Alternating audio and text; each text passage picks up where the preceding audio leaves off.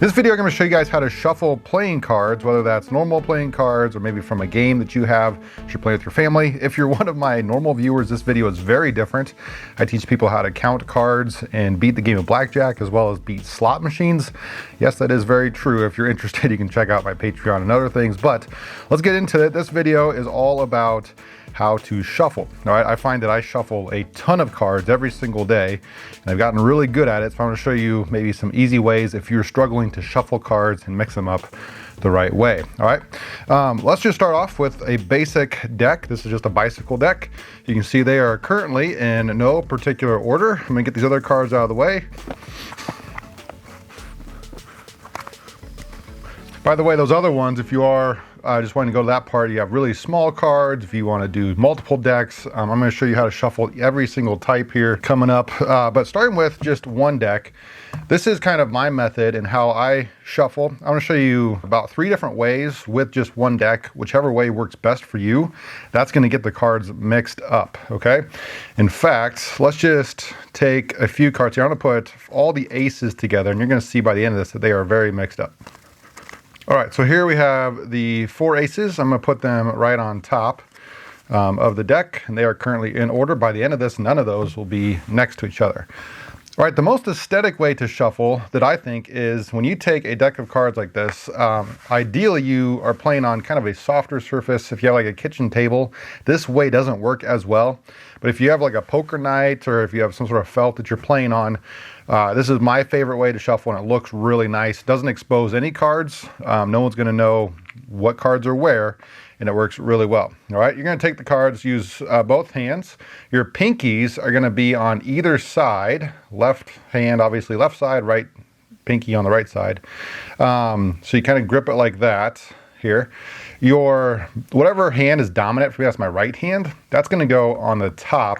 It's going to serve as a radar, and when I go to take kind of my middle fingers and my thumbs to split those, I'm going to use my pointer fingers like a radar to judge how deep that is getting split. That's important because here you can see it's about perfectly split in half. If I were to put those right next to each other, that's almost exactly 26 cards on one side and 26 on the other. Okay, so if you want to do that, you can just get really good at trying to split. And if you know exactly what the halfway mark is, you can maybe check out what card that is. Maybe count out 26 cards, just double check, and just put them back together. And when you go to try to split those, again, you're using that middle or your pointer finger as a radar when you split those apart. Okay, once they're split like that, and again, your pinkies are on the outside, then you're going to kind of transition your pointer fingers to the other side opposite of your pinky. Okay, your thumbs are still in front, and then your other 2 kind of middle fingers, your ring and middle, are on the opposite side like that. So every side of the deck has fingers on them to kind of control them and to bring the pack back together. If they're kind of a little messy like that, they kind of go right back together, okay? Once you have this, then you're going to tilt the cards together, right? Just like this, to make a little bit of a V. It doesn't have to be huge at all, right? It can be just a tiny one like this. If you want to do it real big, I suppose that's fine. Kind of somewhere in the middle probably works best. And when you do that, at the same time, you're going to transition your pointer fingers from the sides, kind of the insides there, to the top. And they're going to be pressing down almost on this back corner. Because of that, we need to now riffle through with our thumb, just like this. That's the only part that's going to be lifted off the table at all. So it's a really good, safe shuffle. If you have like a poker night that you do every night and there's some money, on the line or whatever. I don't know if that's legal, but if you do that, you can't even see. If I kind of show you from the top down view, there's going to be no one who gets a glimpse at those cards. That's the only thing that is raised. All right, so as you have your kind of cards together, we split it, right, just like this. Our index fingers go here. We're making that V at the same time. We're going to slightly overlap as you do this. So it's almost as you bring these in, where they would fall down would be overlapped. Obviously, those have to shuffle together. And so then we're going to riffle through like that, and that is enough. It doesn't look like much, but that is enough to get those cards interlaced when you start to push them together. Now, this next part of the tutorial is something I have never seen taught, except for myself, and I think it works really well, especially with cards that maybe are used quite a bit. And that is, instead of just pushing them together and calling it good, you're going to kind of swing them back this way until you make 2 tabs. You can almost see them here. We have the left and the right.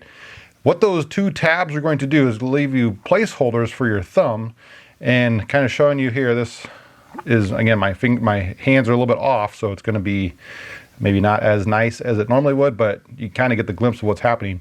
When my thumbs go to pull those back together, it puts the pack perfectly back together, okay? Now it's a little bit off here because my other fingers help a little bit as well, but if I go to redo that here, we have our riffle, we twist, make the 2 tabs like that, and then I pull them back, and if I pull my hands off, it is perfectly back together in one pack. All right, let's do it one more time just so you can see. Just like that. Now, if you want to go fancier, you can add some strips. Again, you're kind of using your index finger as a little bit of a radar. Your middle and thumb are pulling off just a few cards at a time, like this.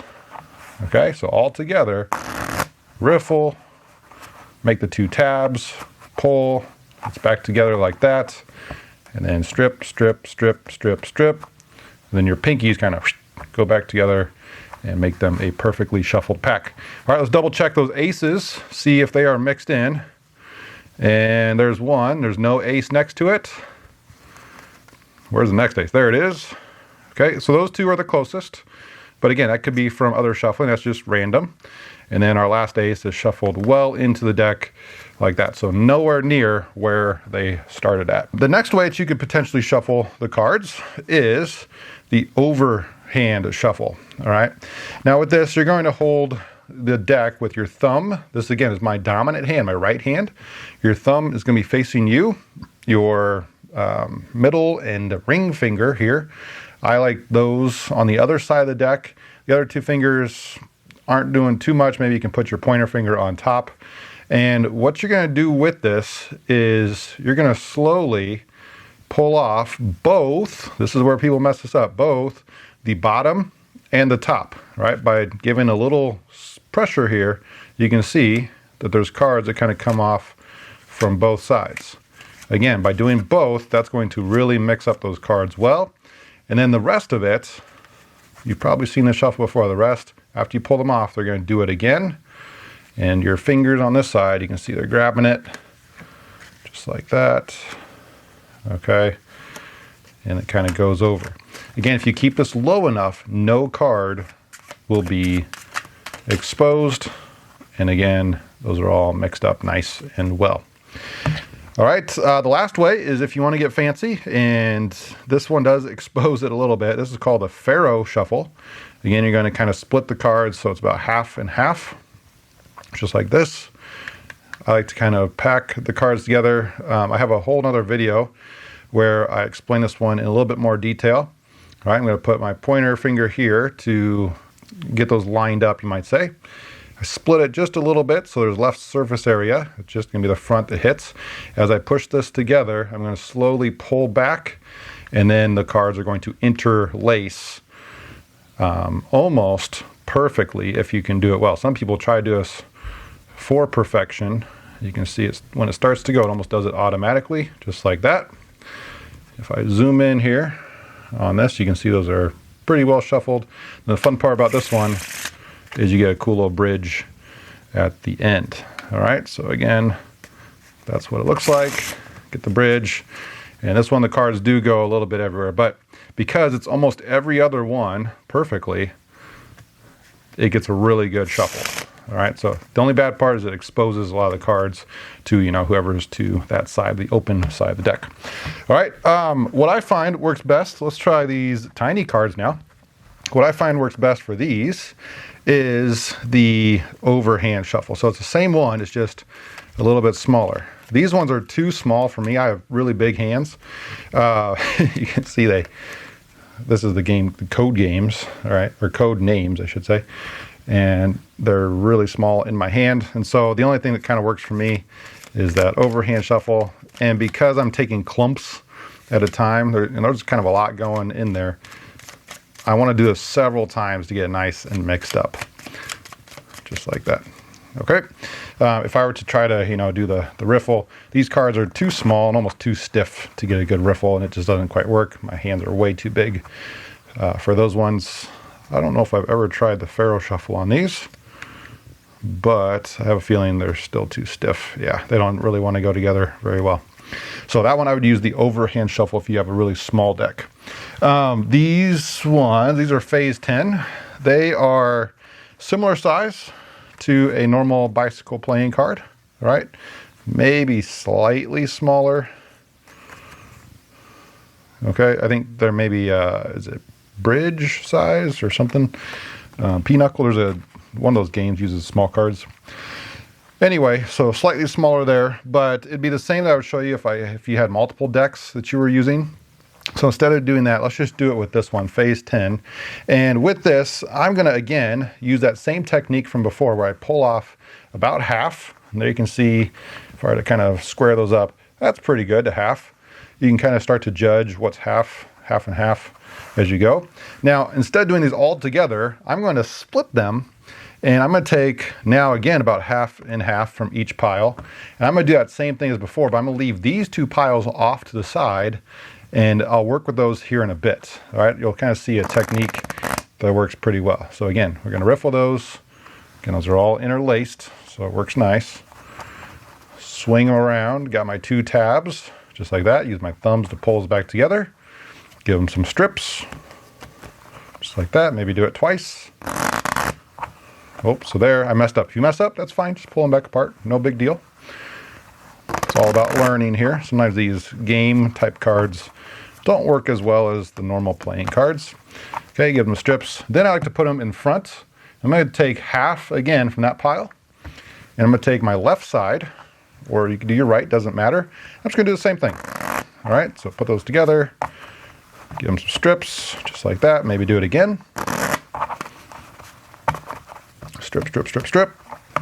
Okay, then I'm going to take, again, about half of a normal size deck, or equal to your other one. Oops, there's some rules cards there. And let's do this side. And that way, if maybe you play one round of this, if you ever played phase 10, you know it can go kind of fast. Sometimes someone will get it right away, and you don't end up using very many of the cards.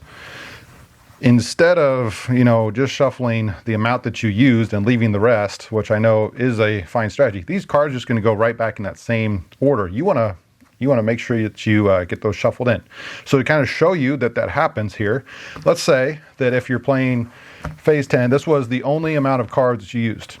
To demonstrate this, I'm going to shuffle these ones face up. All right. And let's just say they started on top of the deck like this. At the end, we're going to see how shuffled in those get, doing that same shuffle that I just did. All right. So again, we're splitting it.